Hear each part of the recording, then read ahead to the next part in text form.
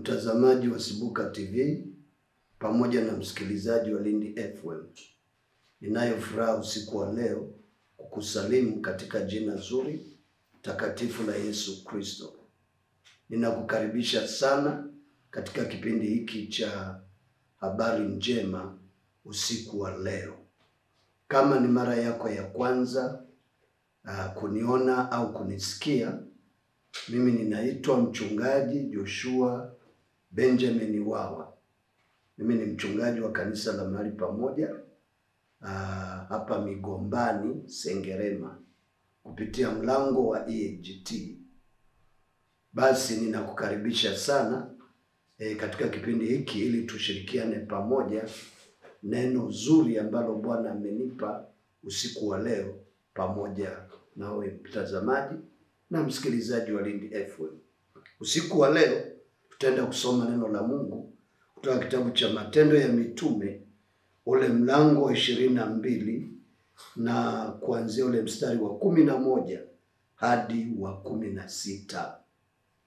Matendo ya Mitume mlango wa 22 mstari wa 11 hadi ule wa 16.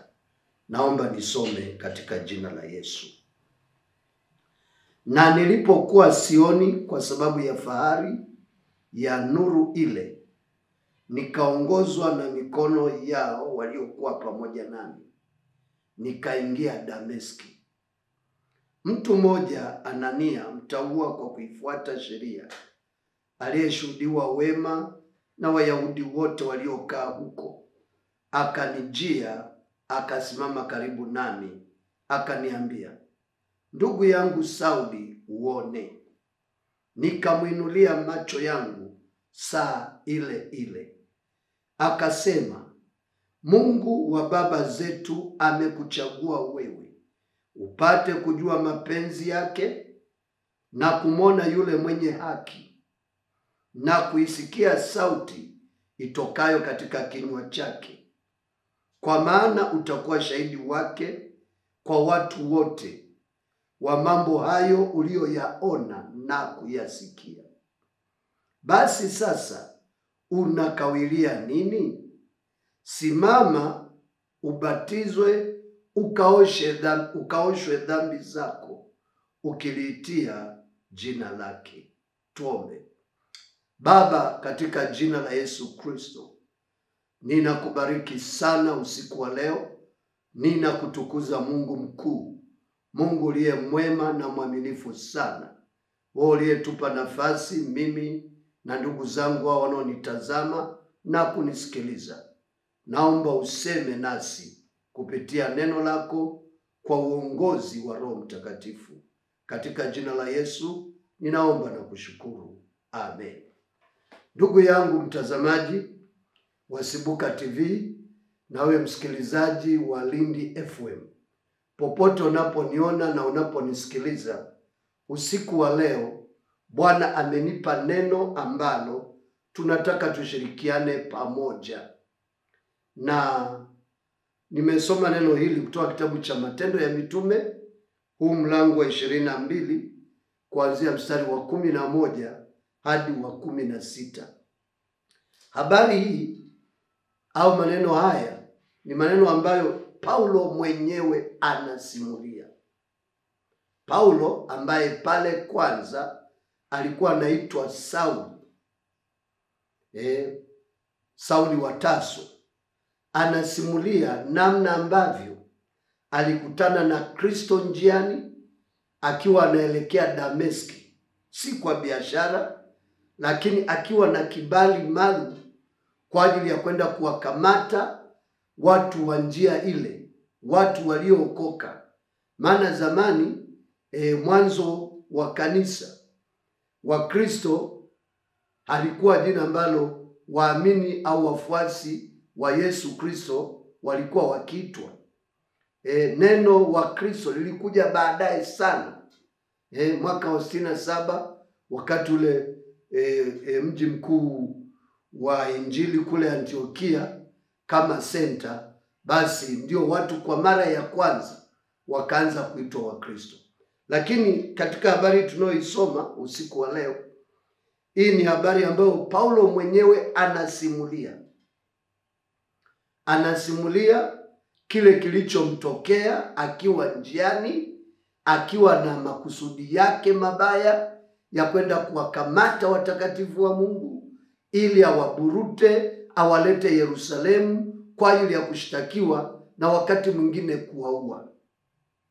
Tunaposoma habari hizi usiku wa leo, mpendo wangu naye nitazama na wewe unayenisikiliza kupitia Lindi FM, nataka nikuhakikishie ya kwamba Mungu anaokoa na Mungu anabadili kabisa maisha ya mtu. Mtu akikutana na Kristo anabadilika na kuwa kiumbe kipya, anakuwa mtu mpya. Ni kama katika hali ya kawaida unaweza ukamwona mtu ukamwona unamfahamu kabisa, labda anaitwa John au Juma au Neema. Unamwona asubuhi akiwa amevaa nguo nyeupe kabisa, kama ni gauni nyeupe, kama ni shati nyeupe na suruali nyeupe. Unamwona kabisa huyu ni John, amevaa nguo nyeupe, shati kwa maana ya shati jeupe, suruali jeupe, wakati mwingine anavaa mpaka viatu vyeupe, na kama anavaa kofia anavaa kofia nyeupe.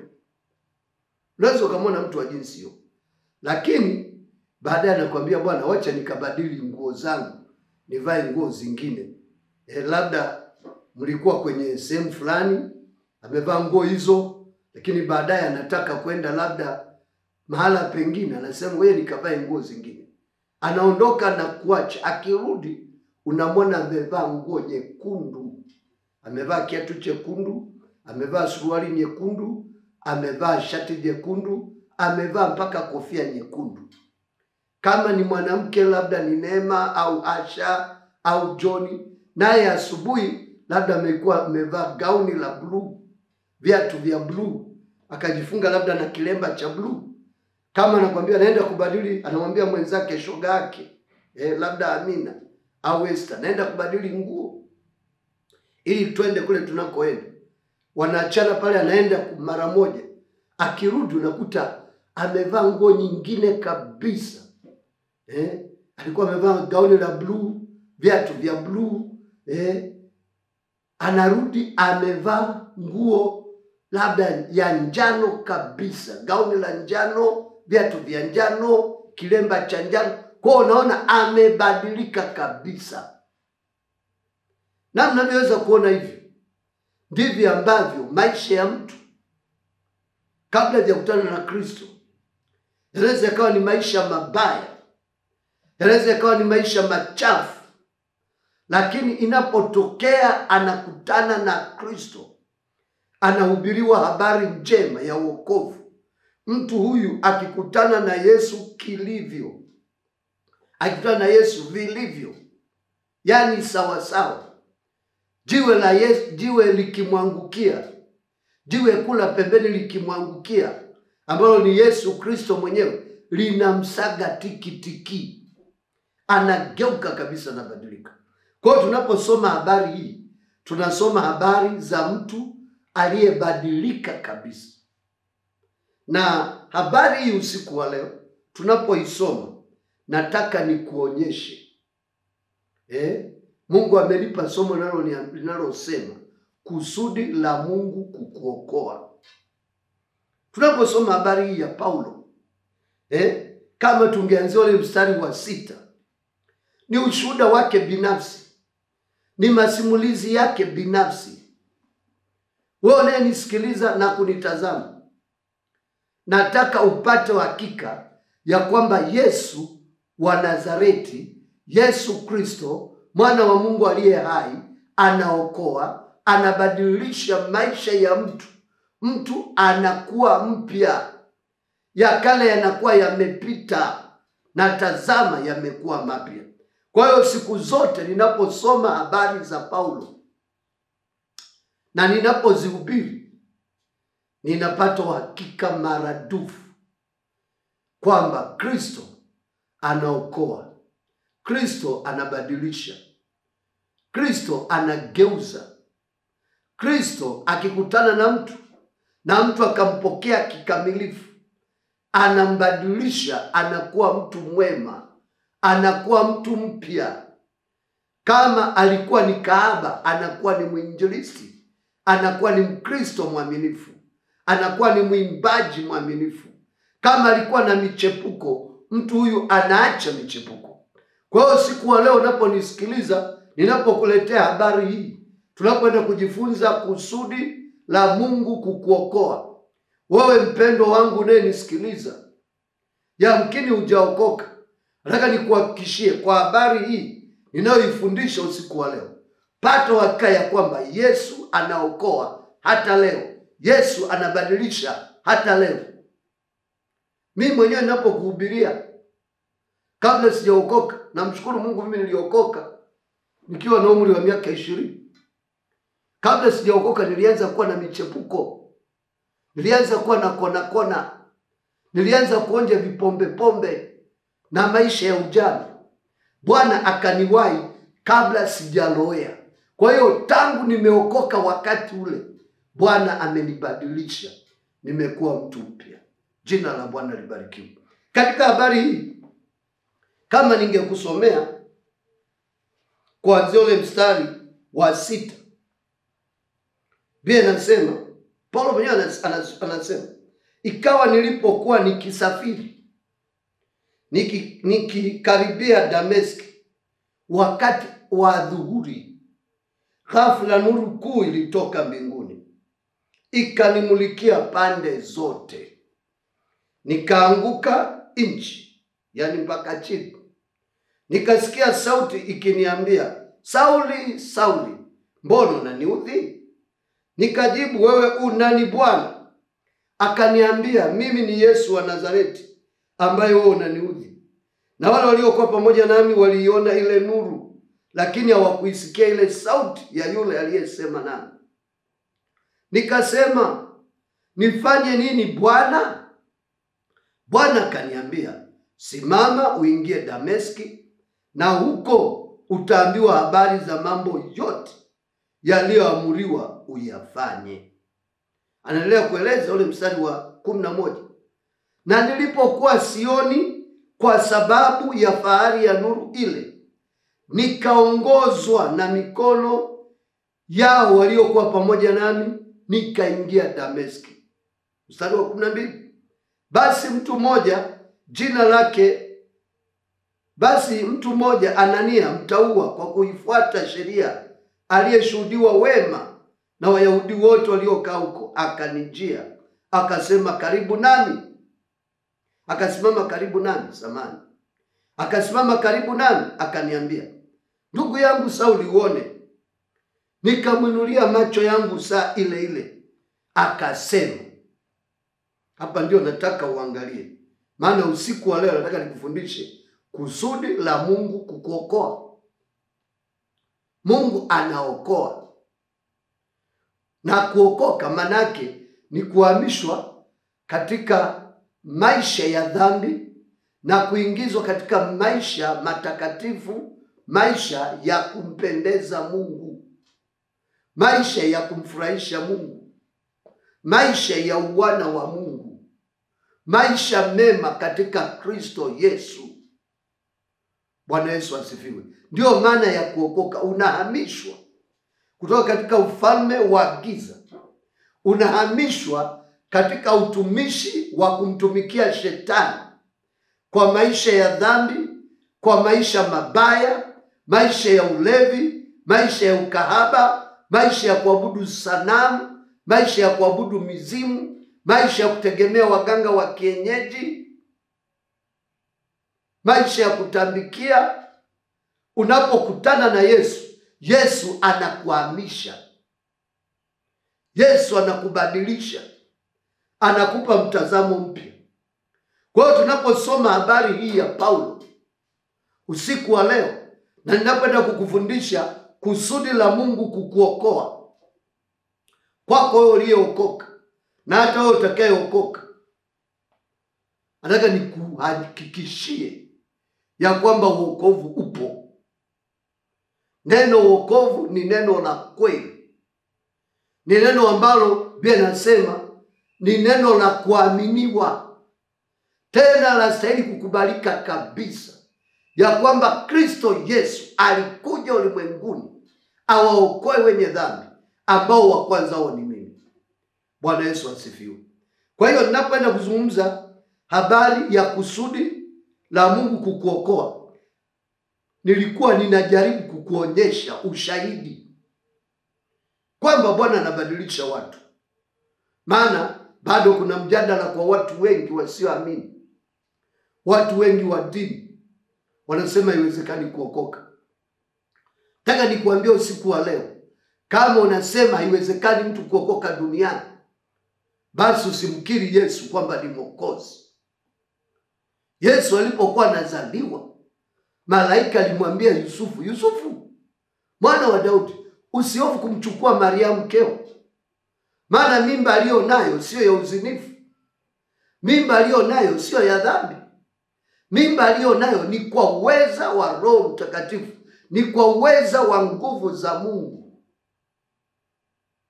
Huyu mkeo atazaa mwana, nao utamwita jina lake Yesu, maana ndiye atakayewaokoa watu wake na dhambi zao. Yusufu akaambiwa na malaika Gabriel, Yusufu mwana wa Daudi, usihofu kumchukua Mariamu mkeo, maana mimba aliyo nayo ni kwa uweza wa Roho Mtakatifu, naye atazaa mwana, nawe utamwita jina lake Yesu. Yesu, herufi 4, manake ni Mwokozi, manake ni mtiwa mafuta, ni Mwokozi, ni mpatanishi kati ya wanadamu na Mungu. Wanadamu waliotenda dhambi, wanadamu waliorithi dhambi ya asili ya Adamu tangu pale bustani ya Eden, wanahesabiwa haki bure kwa njia ya imani katika Kristo Yesu wanapomwamini. Kwa hiyo neno kuokoka ni neno la kweli, linastahili kukubalika. Kama tungesoma waraka wa kwanza wa Paulo kwa Timotheo, ule mlango wa kwanza na mstari wa 15, Biblia inasema, waraka wa kwanza wa Timotheo mlango wa kwanza mstari wa 15, Biblia inasema ni neno la kuaminiwa, tena linastahili kukubalika kabisa, ya kwamba Kristo Yesu alikuja ulimwenguni awaokoe wenye dhambi, ambao wa kwanza wao ni mimi. Paulo anamwandikia kijana wake wa imani. Kwa hiyo mambo ya kuokoka ni mambo ya kweli. Habari hii ninapotaka kukuletea kusudi la Mungu kukuokoa, ni habari za kweli.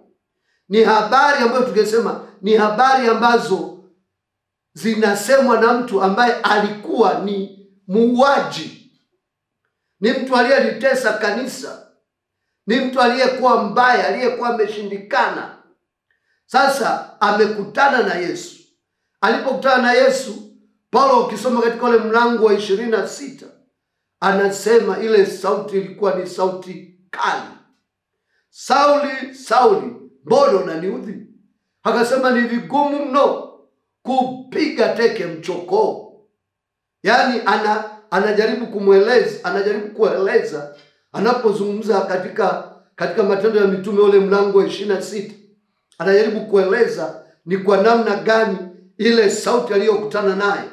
Huyu aliyekutana naye alikuwa ni mtu mwenye mamlaka kiasi gani, alikuwa ni mtu mwenye nguvu kiasi gani. Anasema ile sauti ilikuwa ni sauti kali, usingeweza kukataa kuitika. Sauli, Sauli, mbona unaniudhi? Akasema, nani wewe unayesema nakuudhi? Akamwambia, mimi ni Yesu wa Nazareth unayeniudhi. Lakini ingia mjini, huko utaambiwa ya kupasayo kutenda. Bwana Yesu asifiwe. Kwa hiyo anasema akawa haoni kwa sababu ya fahari ya mwanga ule.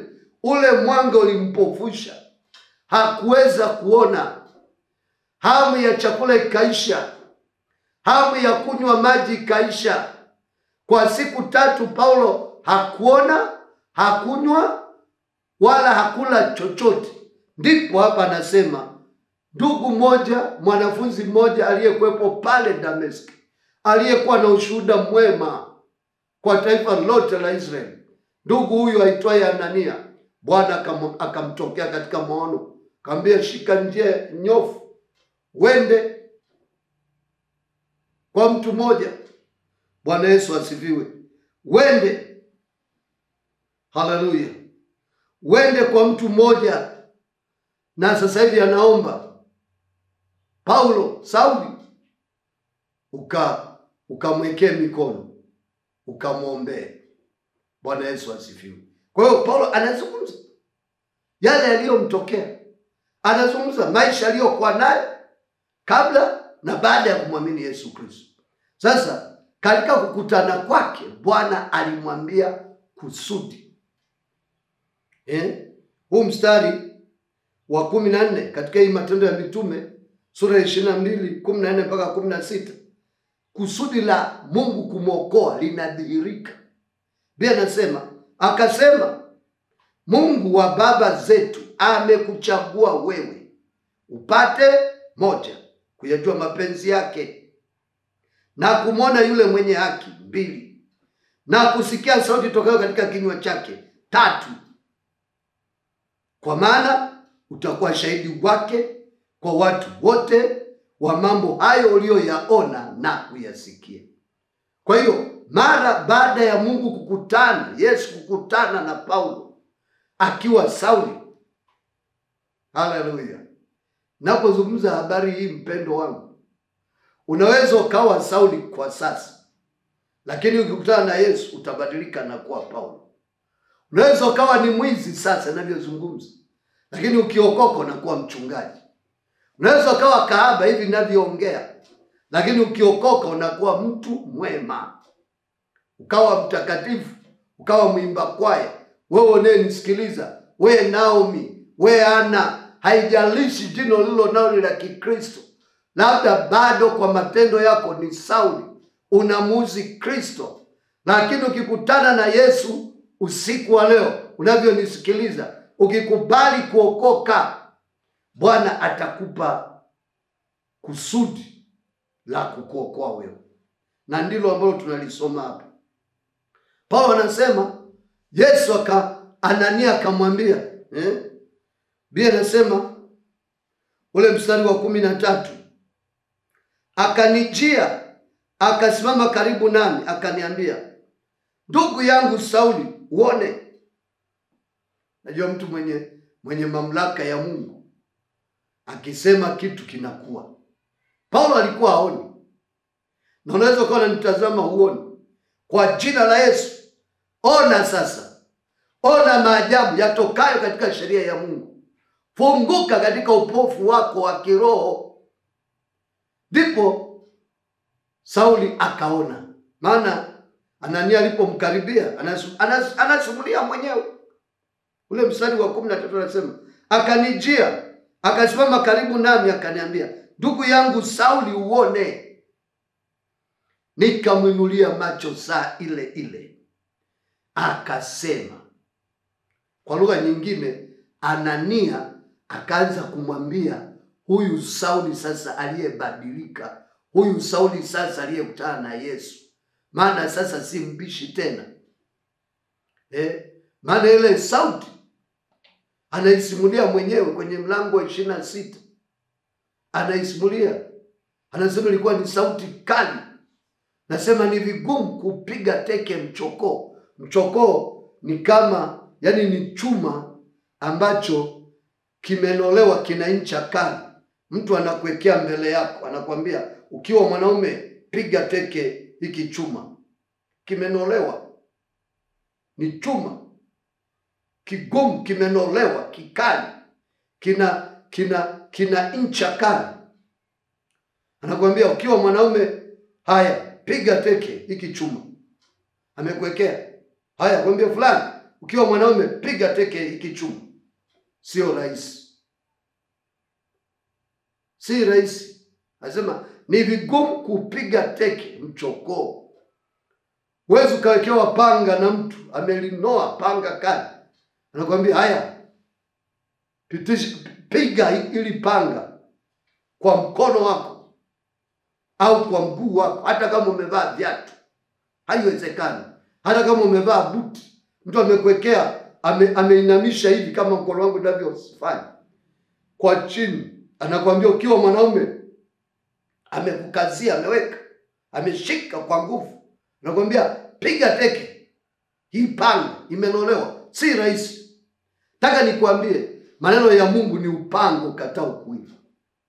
Sio rahisi kupinga. Hata ukilipinga neno la Mungu, unajiumiza mwenyewe. Watu wenye akili kama Sauli wa Tarso walikubaliana na neno la Kristo kwamba Sauli, Sauli, mbona unaniudhi? Kasema, huu nani Bwana? Kasema, mimi ni Yesu Kristo wa Nazareti unayeniudhi. Lakini ingia mjini upate kuambiwa ya kupasayo kutenda. Sauli hakuwa na la kusema, anasema kaongozwa, akashikwa mkono, maana haoni sasa. Hana ujanja, hana kauli yeyote. Bwana Yesu atusaidie. Mungu ni Mungu mkuu, ni Mungu mwenye uwezo. Nataka nikuambie usiku wa leo, jisalimishe kwake kama hujaokoka. Jisalimishe. Iko siku kuu ya hukumu ambayo Bwana atakuhukumu. Kama hujaokoka utahukumiwa kwenda jehanamu. Jisalimishe usiku wa leo. Si rahisi kupiga teke mchokoo. Si rahisi kupingana na neno la Mungu. Mungu anasema roho yangu haitashindana na mwanadamu, maana naye ni nyama tu, haitashindana. Mungu hakushindana na kizazi cha wakati wa Nuhu, alikivutilia mbali kwa gharika. Mungu hakushindana, yani hakushindwa kuadhibu watu wa Sodoma na Gomora. Ile Sodoma na Gomora, japo ilikuwa imeendelea, ilichomwa moto. Kwa hiyo Mungu hawezi kushindana na mwanadamu. Mungu ni Mungu mkuu mno, ni Mungu mwenye uwezo. Anasema roho yangu haitashindana na mwanadamu, nitamvutilia mbali yeye na wanyama wote na viumbe vyote. Bwana Yesu atusaidie. Watu wote wenye akili kama Sauli wa Tarso wanasarenda maisha yao. Mimi nilisarenda maisha yangu nilipokutana na neno la Mungu, nikaambiwa, nikasomewa. Wakati yule mhubiri anahubiri, mimi ndio nikaokoka. Wakati ule alihubiri kitabu cha Mathayo ile 25 juu ya wanawali 5 wapumbavu na wanawali 5 wenye busara. Nikajikuta mimi ni mmoja wa wanawali 5 wale wapumbavu. Nina dini, nina jina la kuwa hai, ninaitwa Joshua lakini nimekufa. Ninaitwa Joshua, ninakunywa pombe. Ninaitwa Joshua, ninakona. Hata wewe nisikilize, muamini Yesu leo. Paulo akakutana na Yesu. Baada ya kukutana, Anania akamjia. Ule mstari wa 13 tuendelee kusoma. Akanijia, akasimama karibu nami, akaniambia, ndugu yangu Sauli, uone. Nikamuinulia macho saa ile ile. Akasema, Mungu wa baba zetu amekuchagua wewe upate kujua mapenzi yake. Nataka nikuambie ndugu yangu naye nisikilize. Bwana anataka uelewe mapenzi yake ni nini. Mungu anataka ujue mapenzi yake. Mapenzi ya Mungu sio uendelee na ulevi. Mapenzi ya Mungu sio uendelee kuimba kwaya huku unafanya dhambi. Mapenzi ya Mungu, hata we mchungaji, hata we kiongozi wa dini, hata we mzee wa kanisa, mapenzi ya Mungu si uingie kanisani huku unatenda mambo yasiyompendeza Mungu. Kitabu cha Warumi ile sura ya 12 Biblia inasema hivi: basi ndugu zangu, na wasihi kwa huruma zake Mungu, itoeni miili yenu iwe dhabihu iliyo hai, takatifu, ya kumpendeza Mungu, ndio ibada yenu yenye maana. Wala msifuatishe namna ya dunia hii, bali mgeuzwe kwa kufanywa upya nia zenu, mpate kujua hakika mapenzi ya Mungu yaliyo mema, ya kumpendeza na ukamilifu. Mapenzi ya Mungu, we mpendo wangu uliyookoka, kijana uliyemkiri Yesu Kristo kuwa Bwana na Mwokozi wa maisha yako, mama uliyemkiri Yesu Kristo kuwa Bwana na Mwokozi wa maisha yako, mapenzi au kusudi la Mungu kukuokoa ni kwamba upate kuyajua mapenzi yake. Mapenzi ya Mungu kwetu, anasema mgeuzwe upya kwa kufanywa upya nia zenu, mpate kujua kwa hakika mapenzi ya Mungu yaliyo mema na ya kumpendeza na ukamilifu. Mapenzi ya Mungu kwetu sio kuifuatisha namna ya dunia hii. Leo dunia imeingia makanisani. Leo dunia imeingia kwa watu wanaosema wameokoka. Wakati mwingine hata kwenye matamasha ya sifa na kuabudu, kwenye ibada za kusifu na kuabudu, kwa vijana wetu ni vizuri wanasifu na kuabudu. Kweli wanatuletea mionjo mizuri, lakini je, wanapoabudu, wanaposifu, wanapotoka pale, wanaishi maisha matakatifu?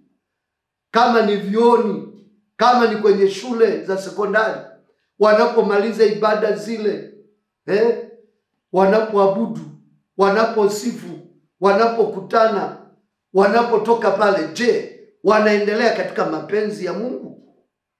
Au kwenye matamasha hayo ndipo wanapooana huko, ndipo wanapopata ma-girlfriend na ma-boyfriend? Hayo sio mapenzi ya Mungu. Mapenzi ya Mungu, ndugu zangu mnayenisikiliza, watumishi wa Mungu mnayenisikiliza, mapenzi ya Mungu sisi wachungaji, Bwana anapokuwa ametupa nafasi ya kufanya kazi yake, ya kuhubiri, ya kufundisha, watu wanaokoka, tunajenga makanisa yanaongezeka. Mapenzi ya Mungu tusifuatishe namna ya dunia hii. Hapa Paulo aliambiwa, akasema Mungu wa baba zetu amekuchagua wewe upate kujua mapenzi yake. Mapenzi ya Mungu siku zote ni kuishi maisha matakatifu. Biblia inasema katika Wathesalonike wa kwanza sura ya 4 mstari wa 7, inasema Mungu wetu hakutuitia uchafu bali utakaso, tuwe katika hali ya utakaso. Hayo ndio mapenzi ya Mungu. Anaambiwa Mungu wa baba zetu amekuchagua upate kujua mapenzi yake. Mapenzi ya Mungu katika Wathesalonike wa kwanza ile sura ya 4, Biblia inasema, sikiliza, maana Mungu hakutuitia uchafu. Maana Mungu hakutuitia uchafu bali tuwe katika utakaso. Bwana Yesu asifiwe. Bwana Yesu asifiwe. Anasema ule mstari wa 8 kama ukiendelea, tukianzia wa 7 mpaka wa 8, anasema maana Mungu hakutuitia uchafu bali tuwe katika utakaso. Basi yeye anayekataa hayo hakatai mwanadamu bali Mungu anayewapa ninyi Roho wake Mtakatifu. Mapenzi ya Mungu, Mungu anataka tuelewe ni nini. Anasema wala msifuatishe namna ya dunia hii, bali mgeuzwe kwa kufanywa upya nia zenu, mpate kujua kwa hakika, mpate kujua kwa uhakika mapenzi ya Mungu yaliyo mema, ya kumpendeza na ukamilifu. Hilo ni jambo la kwanza liloambiwa Paulo baada ya kuokoka. Anaambiwa upate kujua mapenzi yake na kumwona yule mwenye haki. Mungu anataka tumwone yeye, tumwone Kristo alivyo, tumwelewe yeye ni mtu wa namna gani. Kumjua, anasema na kumwona yule mwenye haki. Kumwona manake ni kumwelewa. ni kumtambua, kuona nguvu zake, kuona mamlaka yake. Kwa hiyo Bwana ametuokoa, si tu tusikie kitu cha nadharia. Mungu anataka tumwone katika maisha yetu. Mungu anataka tumwone katika maisha yetu. Nilikuwa nasoma waraka wa kwanza wa Yohana. Wenzetu wanasimulia mambo ya ajabu sana. Waraka wa kwanza wa Yohana, ile sura ya kwanza. Huyu Yohana anapoandika waraka huu akiwa mzee, anazungumzia juu ya jambo alilolisikia, baadaye akaliona. Na mimi usiku wa leo ninapozungumza na wewe, tunapookoka, tunaokoka ili tuyaelewe mapenzi ya Mungu, ili tuwe watakatifu. Lakini sio hapo tu, tunaokoka ili tumuone live Kristo katika maisha yetu, tuone ahadi zake zikitimia kwetu. Katika waraka huu wa Yohana, Yohana anasimulia si kwa kusikia tu, bali aliona, alithibitisha. Hata ukisoma waraka wa kwanza wa Petro, waraka wa pili wa Petro, anaposimulia ukuu wa Yesu Kristo, anasema, sikilizeni enyi watu wote. Maana Petro naye alipokuwa anawaandikia watu waraka wake, anasema hatukufuata hadithi zilizotungwa na werevu wa wanadamu. Hatukufuata, bali tuliwaletea habari za mambo tuliyoyaona sisi wenyewe. Kwanza tuliyasikia, kisha tukayaona. Tuliuona ukuu wake, tuliuona uweza wake. Anasema tulikuwa naye mlimani, tukasikia sauti ya Mungu ikisema, huyu ni mwanangu mpendwa wangu ninayependezwa naye, msikieni yeye. Kwa hiyo Petro anasema hatukufuata hadithi, bali si tunasimulia, tunaeleza mambo tuliyoyaona na kuyasikia.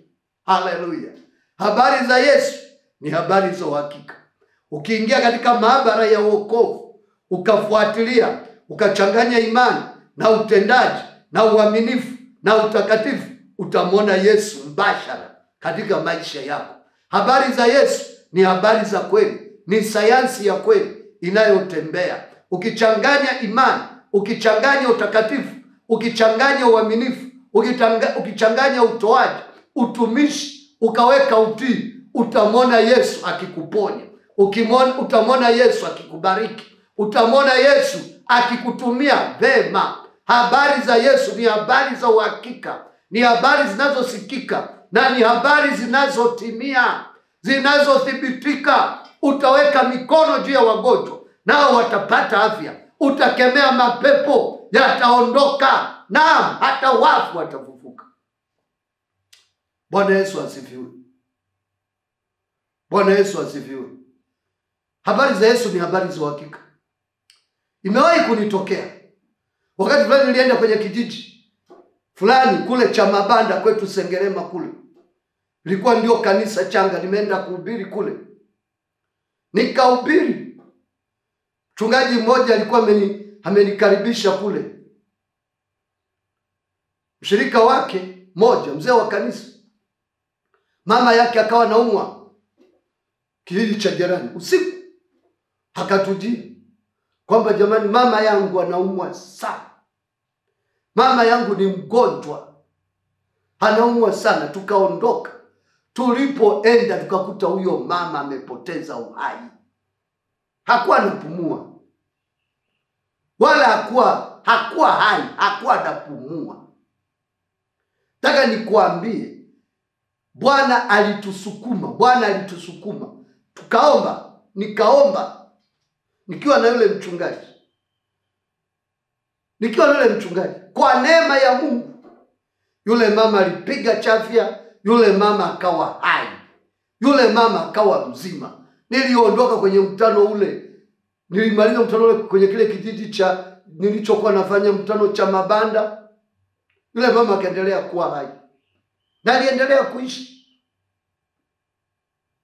Kwa hiyo habari za Yesu ni habari za uhakika, ni habari za kweli. Kwa hiyo Paulo anasema, anaambiwa na Anania, Bwana Mungu wetu amekutokea, amekuchagua wewe upate kujua mapenzi yake. Moja, lakini upate kumwona mwenye haki. Kumwona manake umwone katika utendaji wake, umwone katika uaminifu wake, umwone katika nguvu zake, uone uweza wake. Bwana Yesu asifiwe. Bwana Yesu asifiwe. Sikiliza, katika waraka wa kwanza wa Yohana, hii sura ya kwanza, Yohana anasema hivi, lile lilokuwako tangu mwanzo, tulilolisikia, tuliloliona kwa macho yetu, tulilolitazama na mikono yetu ikalipapasa, kwa habari ya neno la uzima. Na uzima huo ulidhihirika, nasi tumeona, tena twashuhudia na kuwahubiri ninyi ule uzima wa milele uliokuwa kwa Baba ukadhihirika kwetu. Mstari wa 3, hilo tuliloliona na kulisikia, hilo tuliloliona na kulisikia twawahubiri na ninyi, ili nanyi pia mpate kushirikiana na sisi.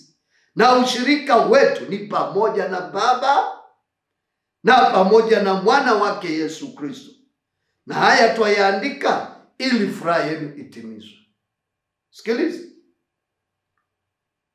Haleluya. Sikiliza. Anasema ule mstari wa 2, na uzima huo ulidhihirika, nasi tumeona, tena twashuhudia na kuwahubiri ninyi ule uzima wa milele uliokuwa kwa Baba ukadhihirika kwetu. Hilo tuliloliona na kulisikia twawahubiri na ninyi. Na mimi usiku wa leo nataka nikwambie, lile nililolisikia na kuliona, yani habari za wokovu, habari za Yesu, nilizisikia, nikathibitisha uponyaji wake. Navyo kuhubiri usiku wa leo, ninakuhubiri kitu ambacho mwenyewe nimekiona, kimethibitika katika maisha yangu. Nimeona Bwana akiponya wengi, nimeona Bwana akifungua wengi, hata mimi mwenyewe aliniponya. Bwana Yesu asifiwe. Kilichonifanya mimi niokoke ni uponyaji juu yangu. Ningeweza kukuambia historia yangu ungeshangaa. Mimi nilipobahatika kwenda sekondari kidato cha kwanza, miaka ya 78, nataka nikuambie nilisoma muhula moja, form 1, muhula moja, Moshi Technical. Baada ya hapo tukafunga shule, tukarudi. Tuliporudi mara ya pili, muhula wa pili, mpendo wangu, niliugua, si malaria, si nini. Nakumbuka siku moja mwalimu anafundisha siasa, mimi nikawa yani anafundisha siasa kwa Kiswahili, mimi naandika zile notes kwa Kiingereza. Niko kidato cha kwanza, kumbe nimechizi. Nataka nikwambie kweli, baadaye walikuja kunipeleka hospitalini, nikalazwa Mawenzi. Hali niliyokuwa nayo haikuwa hali njema. Si mara nyingi nasema ushuhuda huu, lakini nataka nikuambie kweli, Yesu anaokoa, Yesu anaponya. Nikajikuta niko Mawenzi, tena nikalazwa kwenye ward ya vichaa. Lakini sikuwa kichaa, ni nguvu za giza. Yani nilitupiwa nguvu za giza kwa sababu ya wivu. Nataka nikuambie, nilitupiwa mle, mimi sikujua, nikakuta nimechomwa sindano. Asubuhi yake kajikuta niko katikati ya watu wanafanya fujo. Mungu ni wa rehema. Daktari aliyekuwa anashughulika na kile kitengo cha vichaa, nikasikia wakati wa akili zimerudi kidogo, akawaambia wale wahudumu, huyu kijana mmemweka hapa, mbona yeye sio kichaa? Mtoeni hapa. Nikatolewa. Lakini nataka nikuambie, nikiwa pale, nikiwa nimelala kwenye kitanda, kwa ajili ya kizunguzungu nilianguka nikajigonga jino hapa chini, nikapata maumivu makali sana. Wakati wanitoa nilikuwa nasikia maumivu. Baadaye nikaanza kutibiwa. Ilibidi baba yangu mzazi atoke Singida akaja kunichukua. Na mshukuru Mungu nilikuwa na marafiki zangu, watu wa nyumbani tulikuwa nao pale Moshi Technical. Wengine walikuwa form 3, wengine form 4. Ndio waliompigia baba simu. Baba akaja mpaka shuleni, akapata kibali kwa walimu, wakaja wakanichukua, nikarudishwa nyumbani. Nataka nikuambie kweli, mimi kuanzia huo muhula wa pili wa form 1 sikusoma. Nikarudi form 2. Nataka nikuambie kusoma kwangu ilikuwa na wakati bado sijaokoka, kusoma kwangu nilikuwa nasoma mwisho saa 2 jioni usiku. Zaidi hapo hamna. Usingizi na lala. Nikajaribiwa. Baba yangu alikuwa ni kiongozi wa dini moja, mwinjilisti. Tena mwinjilisti kiongozi. Baba nimekuwa sijaona naenda kwa waganga wa kienyeji, wala sijaona nampiga mama. Lakini mimi nilimshawishi baba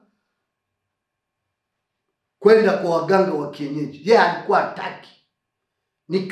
Nikachukuliwa na dada wa mama mkubwa. Kaniambia mdogo wangu utakufa, baba yako huyu na mama yako ni watu wa dini, utakufa bure. Wewe ng'ang'ana nikupeleke kwa fundi moja. Hao waganga wa kienyeji hakuna cha ufundi, ni uongo tu. Nikamkasirikia baba, maana si form 1 mtu mzima. Kaambia baba, nipe mbuzi zangu sizipwa. Wewe unakataa kwenda, mimi nipe mbuzi, mimi niende nikatibiwa. Baba kwa vile nilivyokuwa nasumbuka na nini, hakufanya kitu chochote. Kasema mimi sikupeleki kwa mganga wa kienyeji, kama unaenda na dada yako shauri yako. Huyo dada wa mama mkubwa. Nikapelekwa kwa huyo fundi. Na kuambia sikupona. Wewe unavyoniona hivi ni kwa neema ya Mungu. Mungu ameniokoa. Nataka nikuambie form 2, form 3, form 4. Yaani mimi nilikuwa na akili kabisa.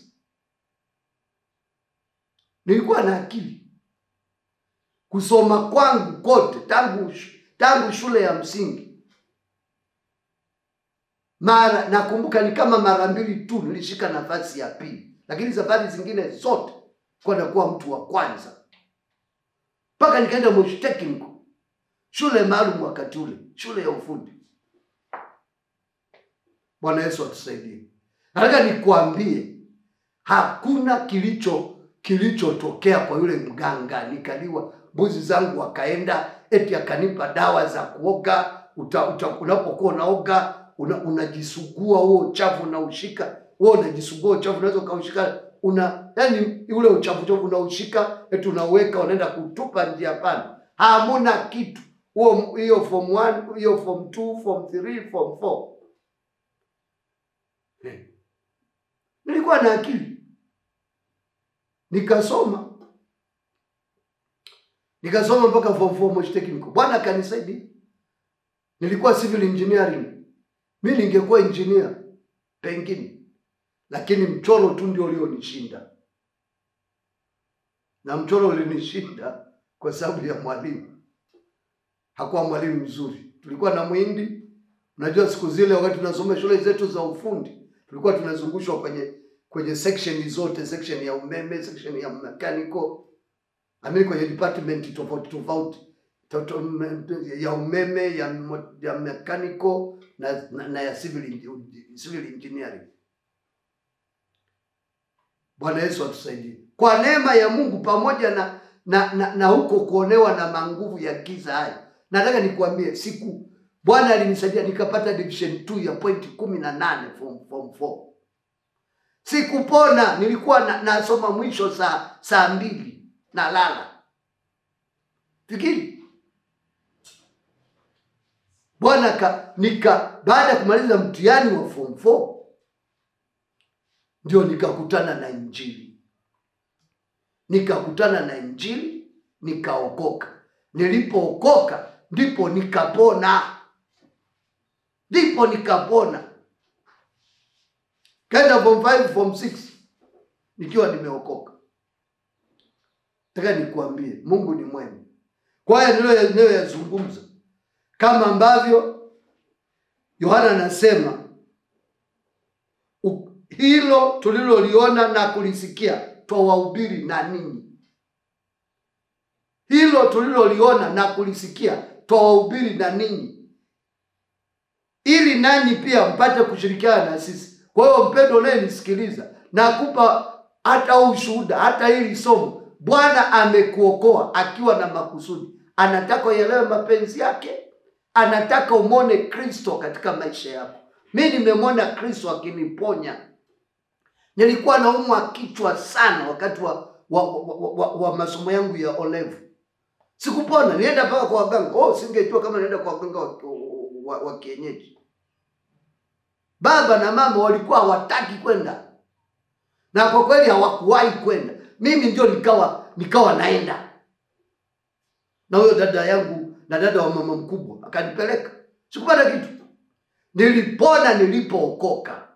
Nilipomkubali Yesu Kristo kuwa Bwana na Mwokozi wa maisha yangu, nikapona. Leo napona nahubiri habari hizi. Ninahubiri habari za kweli ambazo zimenitokea mimi mwenyewe. Kwa hiyo Mungu amekuokoa, moja, upate kuyajua mapenzi yake. Mbili, upate kumwona yeye. Petro anasema katika Matendo ya Mitume 4:18 mpaka 20. Wakati anaambiwa mwache kuhubiri habari za Yesu, mnaijaza Yerusalemu mafundisho ya mtu huyu Yesu, na mnataka kututia sisi hatiani. Petro akawaambia na Yohana, muamue ninyi wenyewe, je, ni haki sisi kuwasikiliza ninyi au kumsikiliza Mungu? Anasema sisi hatutaacha kuhubiri na kuyanena yale tuliyoyaona na kuyasikia. Kwa hiyo habari za Yesu ni habari za kweli. Tulizisikia zikadhihirika kwetu, tukaziamini. Na leo hii ukiokoka, ukiamini habari hizi ni habari za kweli, zinalipa. Ni sayansi ya kweli. Wokovu ni sayansi ya kweli. Maana yake unachanganya imani, unachanganya uaminifu, unachanganya neno la Mungu, unachanganya utii, unatembea katika njia ya utakatifu. Yote ambayo yamenenwa na Biblia hii, ukiamini yanatokea. Yote yawezekana kwake yaamini. Bwana Yesu asifiwe. Mapenzi ya Mungu tuokoa. Anaambiwa Paulo, upate kujua mapenzi yake, alafu upate kumwona yule mwenye haki. Kwa hiyo niendelee kidogo maana muda wangu naishi. Nilikuwa nimefunga samani. Anaambiwa akasema, Mungu wa baba zetu amekuchagua wewe upate kujua mapenzi yake na kumwona yule mwenye haki na kuisikia sauti tokayo katika kinywa chake. Unapookoka, kusudi la Mungu ni kwamba upate kusikia sauti yake. Nini maana yake? Kila siku wewe uliyookoka, kusudi la Mungu ni kwamba upate kumsikiliza anapokuelekeza. Iwe ni katika kufanya huduma, iwe ni katika maisha ya wokovu, iwe ni katika shida, ni lazima usikilize Mungu anasema nini. Sisi tunaongozwa na neno la Mungu, tunaongozwa na Roho Mtakatifu wa Mungu. Anasema upate kuisikia sauti yake itokayo katika kinywa chake. Kusikia sauti ya Mungu maana ni kusikia maelekezo yake. Kusikiliza Mungu anasema nini. Hata hivi ninavyozungumza na wewe ni sauti ya Mungu.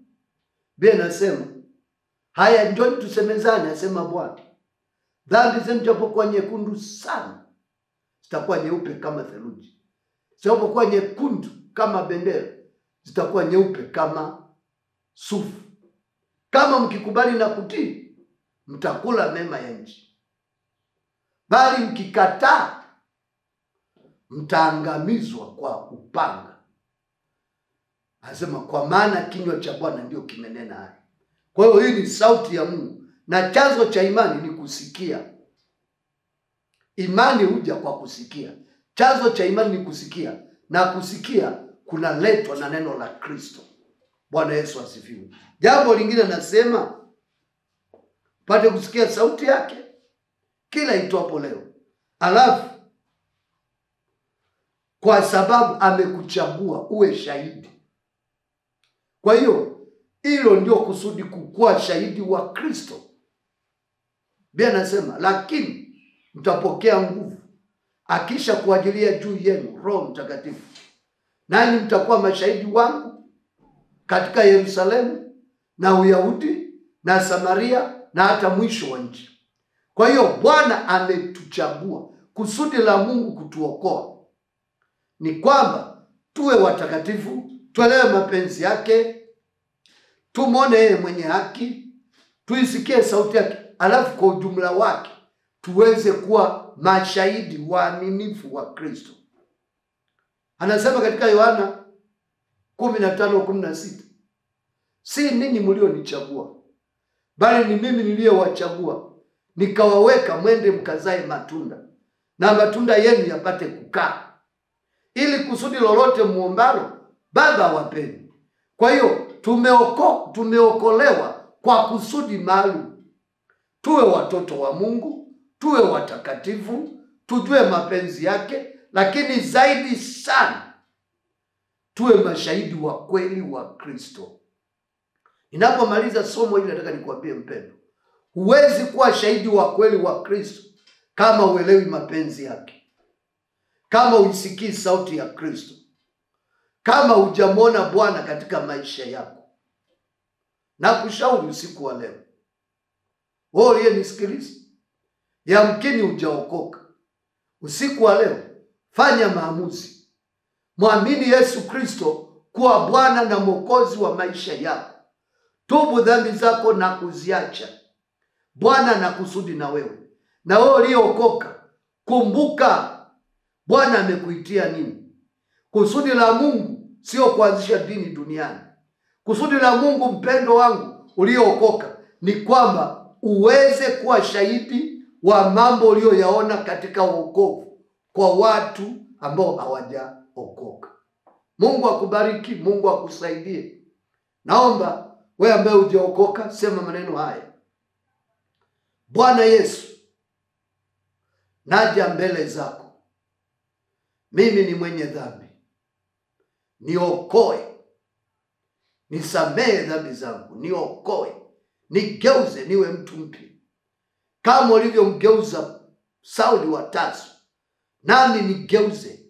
Wewe peke yako ndio wezaye kugeuza na kumfanya mtu kuwa mpya. Baba, nigeuze, nibadilishe katika jina la Yesu Kristo. Amen. Bwana akutetee, Bwana akupiganie, Bwana akuwezeshe, Bwana akusaidie, akuwezeshe. Na wewe uliyeokoka, kumbuka kusudi la Mungu kukuokoa. Bwana hajakuokoa ili upumzike. Bwana hajakuokoa ili ustarehe. Bwana amekuokoa ili uwe shahidi wake mwaminifu, ili ulibebe jina la Kristo kwa mataifa, uwapelekee watu habari njema. Ulimwengu unapotea, ulimwengu unaangamia.